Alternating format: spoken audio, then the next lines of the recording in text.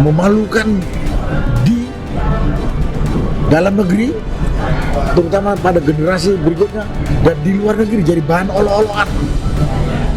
Jadi bahan olok-olokan bangsa ini nih. Ngadepin manusia busuk sama Jokowi ini nggak bisa. Penjahat yang hipokrit ini bisa ditangkap untuk diadili, karena pada sisi lain juga orang ini adalah orang yang masuk kategori pemimpin dunia yang korup, versi dari OCCRP.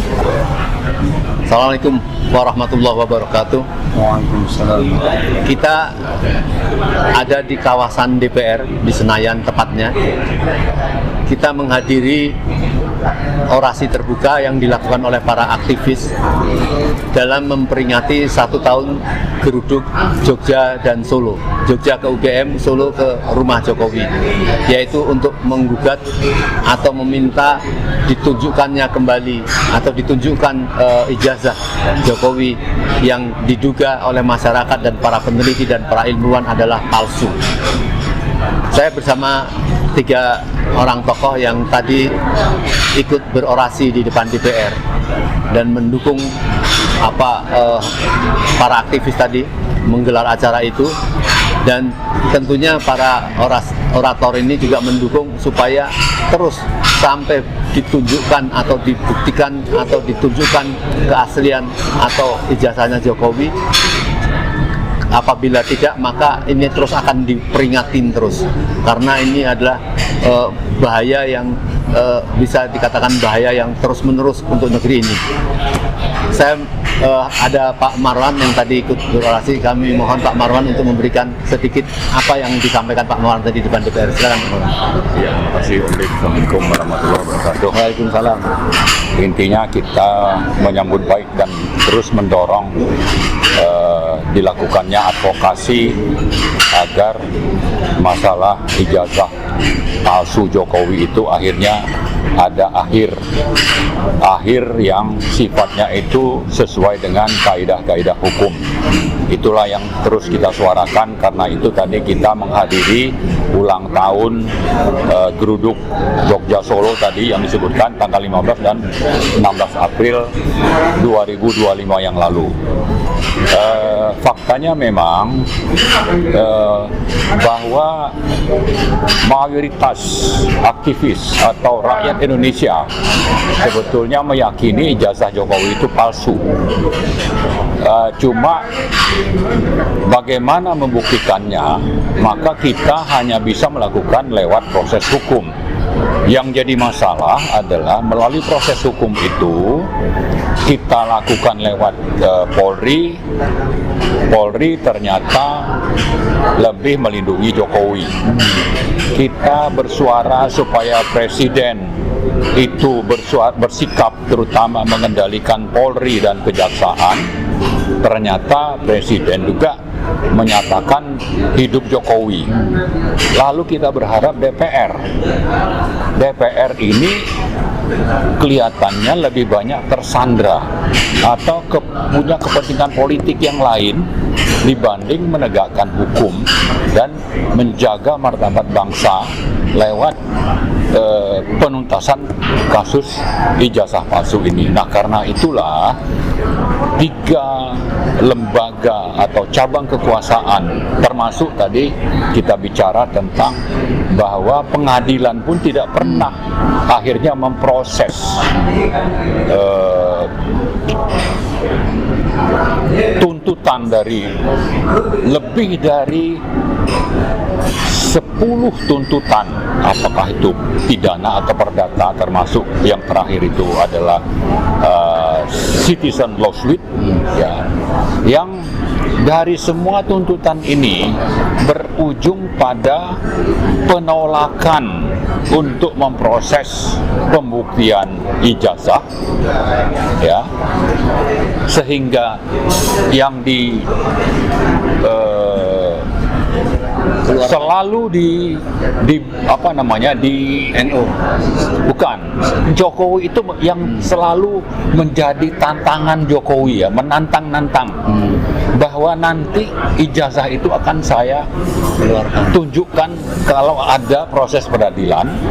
Tapi di sisi lain dia terus berupaya menghambat dan berhasil untuk pengadilan untuk mengadili ijazah itu tidak pernah terjadi. Itulah yang ada. Jadi kalau sudah seperti, dan dia itu melakukan itu dengan segala cara. Inilah kejahatan Jokowi yang dibiarkan oleh pemerintah dan dibiarkan oleh DPR. Nah, juga ternyata orang-orang yang menggugat, apakah itu di Solo, di Jakarta, atau juga CLS misalnya, atau yang bersuara di luar dari aktivis seperti Pak JK yang menyatakan kalau memang tunjukkan saja itu ijazah supaya ini yang namanya gonjang-ganjing atau gaduh ini bisa selesai. Justru orang-orang yang mempermasalahkan itu digugat, dikriminalisasi. Itulah yang dilakukan oleh geng Jokowi ini. Jadi di satu sisi dia memang ijazahnya palsu, tidak berani atau tidak menghambat proses pengadilan supaya tidak ada pembuktian ijazahnya.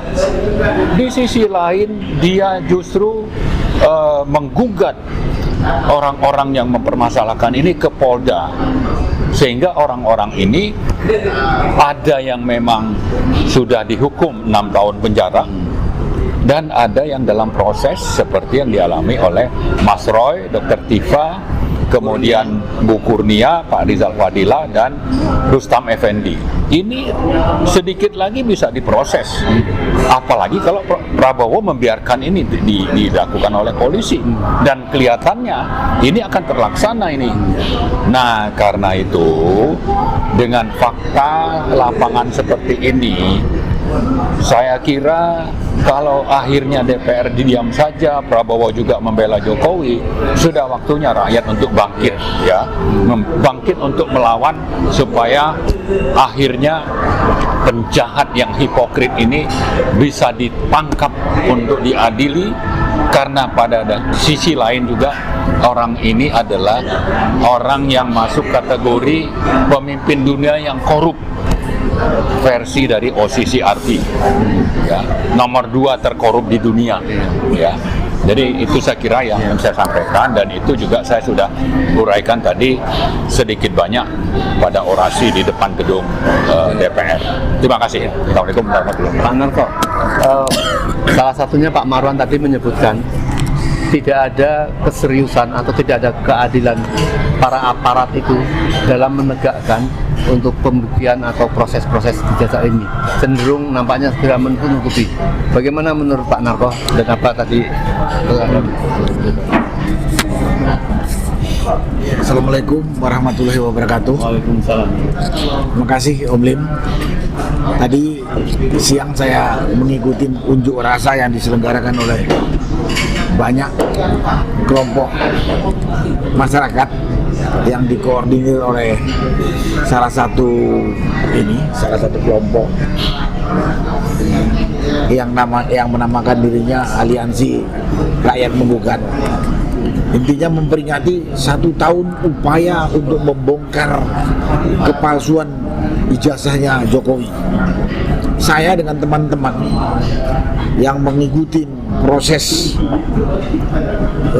tuntutan ini sudah meyakini kalau ijazah S1 Jokowi ini tidak ada, alias palsu. Nah, pada kesempatan ini saya udah nggak mengatakan, saya percaya omongannya para peneliti yang dipimpin oleh Roy Suryo CS. Itu bukan pernyataan tanpa dasar gitu. Memang Jokowi ini tidak punya ijazah S1, jadi yang digunakan selama ini adalah palsu. Nah, ini suatu tindakan yang sangat menjijikkan, memalukan, dan merendahkan martabat kita bangsa Indonesia sebenarnya. Dan dampaknya ini kalau dibiarkan, kalau dibiarkan itu sangat mencemarkan generasi kita ini. Pernah dipimpin oleh penipu munafik ya. Dan dunia pendidikan kok nggak punya malu gitu, terutama UGM nggak punya malu. Kalau ijazah saja bisa dipalsu dan dibiarkan, saya nggak ngerti itu anak-anak kita ini bagaimana pandangnya terhadap dunia pendidikan gitu. Sekali lagi, ini sangat mencemarkan nama bangsa dan akan menjadi presiden negatif atau buruk ke belakang kalau dibiarkan tanpa ada penuntasan yang pasti secara hukum. Nah, kasus ini menurut saya sangat sederhana.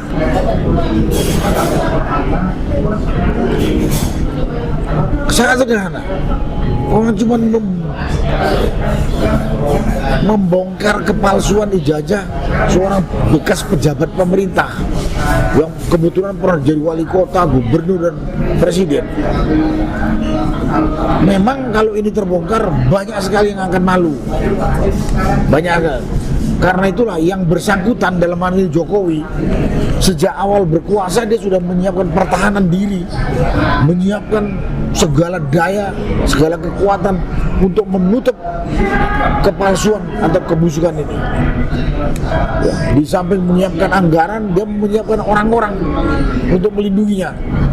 Dan orang-orang ini adalah orang-orang munafik busuk yang tidak punya malu, nggak punya malu. Nah, menurut saya untuk membongkarnya nih sangat mudah. Tinggal penyelenggara negara benar mau menegakkan hukum tidak, punya malu tidak, punya tanggung jawab tidak. Kalau penyelenggara negara tidak punya malu, tidak punya tanggung jawab, ya memang ini masalah harus diselesaikan rakyat dengan cara revolusi. Karena kalau didiamkan, ini akan memalukan generasi kita ini, menjadi olo-oloan anak cucu kita, dan saat ini sudah jadi olo-oloan negara tetangga kita. Apalagi badan atau NGO asing yang namanya OCCRP itu sudah menyatakan bahwa Jokowi ini pejabat terkorup dan terlibat dalam kejahatan terkoordinasi nomor 2 di dunia. Kan sudah sangat merusak kehormatan bangsa ini. Tapi yang saya nggak habis pikir, penyelenggara negara, baik presiden dengan segala kementerian dan lembaga-lembaga yang di bawah kontrolnya, terutama lembaga atau instansi penegak hukum, kok nggak bisa bongkar ini? Kok membiarkan masalah ini? Kemudian lembaga legislatif di DPR yang jumlahnya hampir 600-an lebih itu, gak dengar suara rakyat, gak dengar pelanggaran hukum yang memalukan terhadap kehormatan bangsa ini, diam saja. Kemudian lembaga kehakiman juga sama.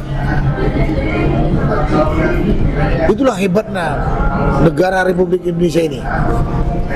Penyelenggara negara, baik eksekutif, legislatif, yudikatif, semuanya seragam melindungi kepalsuan ijazah Jokowi, melindungi kebusukan Jokowi. Saya katakan melindungi, karena pekerjaan ini tidak susah. Jadi saya berani katakan ini seperti disampaikan tadi sama Om Lin, bahwa di mana pemerintah, terutama pemerintah, tapi sebetulnya tiga, pemerintah itu eksekutif, lembaga pengawas legislatif, DPR atau parlemen, penegak keadilannya, yudikatif, sama semua. 3 lembaga ini terlihat, terbaca oleh rakyat melindungi kebusukan Jokowi karena diduga semuanya terlibat di dalamnya. Diduga terlibat terhadap tindakan pemalsuan yang dilakukan oleh Jokowi. Karena itu kami rakyat di sini, aktivis di sini menuntut, karena ini akan menimbulkan presiden jelek, memalukan bangsa. Pekerjaan ini mudah. Kalau presiden mengatakan kepada Kapolri, gak bisa kamu usut, selesai.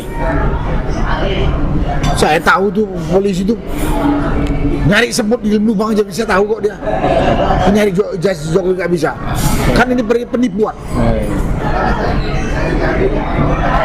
Legislatif, DPR RI, begitu dia ini bersuara manggil Jokowi, selesai nih. Pengadilan juga begitu data-data masuk, mudah sekali kok menyelesaikan. Jadi sih di sini saya lihat bahwa hebat sekali orang Jokowi ini, mempersiapkan pengamanan kebusukannya, menyiapkan pengamanan kebusukannya, kepalsuannya itu luar biasa dia. Dan memang saya duga dia udah menyiapkan ini, pertahanan diri, menyiapkan pengamanan ini begitu dia duduk menjadi pejabat, baik di wali kota, gubernur maupun di jadi presiden. Tapi konyolnya pejabat pemerintah yang ada di eksekutif, legislatif, yudikatif kok mau mendukung, melindungi manusia busuk ini gitu. Apa enggak pernah terbayangkan di benak bapak-bapak, ibu-ibu yang jadi pejabat penyelenggara negara ini bahwa ini memalukan. Memalukan di dalam negeri, terutama pada generasi berikutnya, dan di luar negeri jadi bahan olok-olokan. Jadi bahan olok-olokan bangsa ini nih. Ngadepin manusia busuk sama Jokowi aja nggak bisa. Dan Jokowi ini bukan masalah menipunya saja. Setelah menipu bangsa, dengan keahliannya menipu bangsa, dia merusak bangsa ini. Luar biasa kerusakan dan kebiadaban yang dilakukan Jokowi. Ya? Dari kematian 800 mungkin 900 petugas KPPS yang tidak diusut, belum lagi kematian beberapa pengunjuk rasa pada saat pelaksanaan pemungutan suara, pembunuhan terhadap 6 orang anggota FPI, kematian sekian ratus penonton sepak bola di Stadion Kanjuruhan, tak ada yang diusut. Jadi Jokowi ini biadab yang nggak bisa dikatakan lagi. Tapi pemerintah juga aja sama biadabnya, karena membiarkan, sama biadabnya. Legislatif sama biadabnya, yudikatif sama. Katanya kita beragama, saya juga bingung. Karena itu pada kesempatan ini sekali lagi kepada pemerintah, kepada legislatif, kepada yudikatif, mudah-mudahan setelah ini terbuka hatinya. Kalau tidak, ya saya mengajak rakyat lah. Kita yang menegakkan keadilan, hak kita kok. Kita hampir 300 juta udah dihinakan oleh Jokowi dan penyelenggara negara saat ini. Sekali kepada saudara-saudara sebangsa setanah air, dari Sabang sampai Merauke, kita udah dihinakan, dilecehkan oleh manusia yang namanya Jokowi. Dan sekarang dia dilindungi oleh penyelenggara negara. Silakan, kalau kita mau dihinakan, mau dilecehkan oleh manusia busuk ini yang sekarang juga dibiarkan oleh pemerintah, ya silakan. Tapi kalau saya tidak mau nanti di akhirat juga dimintai bertanggung jawab, diam saja melihat kebusukan yang ada di depan mata saya, yang sangat menjijikkan. Itulah yang bisa saya sampaikan pada kesempatan ini. Semoga kita semua menyadari, bangsa juga menyadari kita sudah ditipu oleh manusia yang namanya Jokowi, dan pemerintah menyadari bahwa Jokowi ini masuk busuk yang sudah merusak bangsa kita ini. Itulah yang bisa saya sampaikan. Mudah-mudahan segera terbuka mata hati saudara-saudara sebangsa setanah air, terutama kepada penyelenggara negara, supaya negara kita ini punya martabat, nggak jadi bahan olok-olokan di luar negeri atau di negara tetangga kita. Terima kasih. Wassalamualaikum warahmatullahi wabarakatuh. Waalaikumsalam. Bang Ismet tadi menjadi salah satu orator di panggung DPR. Kita masih di wilayah DPR. Ya. Nggak sempat ya. Aliansi Rakyat Menggugat melakukan gelar atau panggung 1 tahun geruduk UGM dan Solo. Dan saya bisa merasakan sekali alasan ini harus dilakukan, keprihatinan yang disampaikan Pak Narko tadi terhadap kejahatan Jokowi. Bagaimana Bang Ismet melihatnya? Ya, Assalamualaikum warahmatullahi wabarakatuh. Waalaikumsalam. Ya, saya pikir dari berbagai persoalan bangsa ini, ya, persoalan ijazah ya, yang diduga palsu dari ijazah Jokowi ini adalah sumber masalah yang sebenarnya ketika CLS beberapa waktu lalu ini ditolak di Solo, di Pengadilan Solo. Nah, rakyat memang harus menggugat itu dan berusaha seoptimal mungkin untuk membongkar kasus ijazah palsu Jokowi sehingga tidak bisa kemudian dianggap selesai begitu saja atau diambangkan gitu saja. Dan beberapa waktu lalu terdengar isu mau ada istilah deponering. Nah, ini kan sangat naif jika pemerintah sebagai juga negara membiarkan kasus yang sudah berlangsung 1 tahun ya, tanpa sebuah kejelasan. Ini sangat aneh gitu ya, bahwa pemerintah Prabowo tidak punya itikat baik ya untuk menyelesaikan persoalan bangsa ini dalam kasus ijazah palsu Jokowi, karena ini sangat mencederai konstitusi ya, terutama pembukaan Undang-Undang Dasar 45 yang bahwa negara itu ya ikut mencerdaskan kehidupan bangsa. Bagaimana mungkin bisa dilaksanakan ya pembukaan Undang-Undang Dasar 45 ini dalam kaitan mencerdaskan seluruh bangsa kalau kasus ijazah Jokowi ini dipendam atau dipetieskan. Nah, untuk apa gitu? Sementara seorang pemimpin bangsa ini yang besar kan dia harus jelas dong latar belakang pendidikannya, kemampuannya dan seterusnya. Jadi sangat ironi kalau kasus ijazah palsu ini tidak dibongkar sampai ke akar-akarnya. Dan Jokowi ya menantang untuk hadir menunjukkan ijazah itu di pengadilan. Ya, ayo dibuktikan. Dan kemarin di Pengadilan Solo, walaupun itu sifat pengadilan adalah CLS, citizen lawsuit itu harus dihargai dong sebuah pengadilan. Nah, dengan tidak dihargainya pengadilan itu, Jokowi tidak mau hadir, menunjukkan Jokowi sudah melecehkan sebenarnya pengadilan yang tempat untuk mengadili dan menuntutkan sebuah masalah. Nah, ini betul-betul menjadi ironi bangsa ini, yang menjadi tragedi bangsa ini kalau kasus Jokowi ini tidak dibongkar habis. Dan para termulnya itu nggak usah marah-marah gitu ya, ketika Pak JK ya, sebagai mantan wapres yang menjadi petinggi negara ini juga pada saat itu mengatakan dia sederhana aja, Jokowi harus menunjukkan ijazahnya. Kenapa para termulnya itu jadi kebangkaran jenggot gitu ya? Harusnya kan tidak ya. Mana negarawan yang katanya diagung-agungkan, mana negara hukum yang disebut-sebut ya oleh para termul dan para pihak-pihak Jokowi itu. Ayo kita bersikap fair ya dalam kasus ini. Ya, jangan berbelit-belit retorika ya, ruwet dan segala macam. Orang sederhana aja gitu. Dengan tidak hadirnya Jokowi di persidangan ya, di pengadilan menunjukkan memang secara tidak langsung bahwa memang Jokowi tidak punya ijazahnya. Jangan berkelit dengan bahasa yaitu urusan saya mau nunjukin apa enggak. Nah, itu kan ini bodoh banget itu.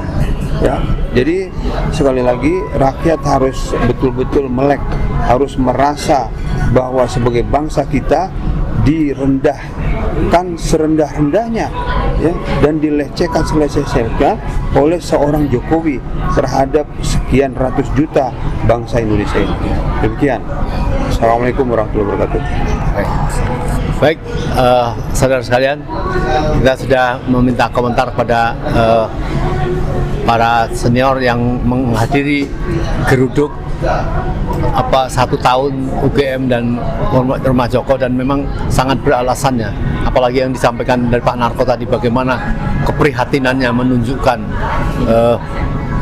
kejahatan atau kemunafikan dari Jokowi yang rakyat memang pantas harus segera menuntut dan mengadili, karena banyak turunan-turunan di bawahnya pelanggaran-pelanggaran yang dilakukan, dan tentu ijazah merupakan pintu masuk untuk bisa mengilegalkan apa yang dia sampaikan, karena bisa disebut dia adalah presiden palsu dengan pencalonan, dan bahkan terjadi suatu presiden yang merugikan bagi rakyat Indonesia. Sekian, assalamualaikum warahmatullahi wabarakatuh.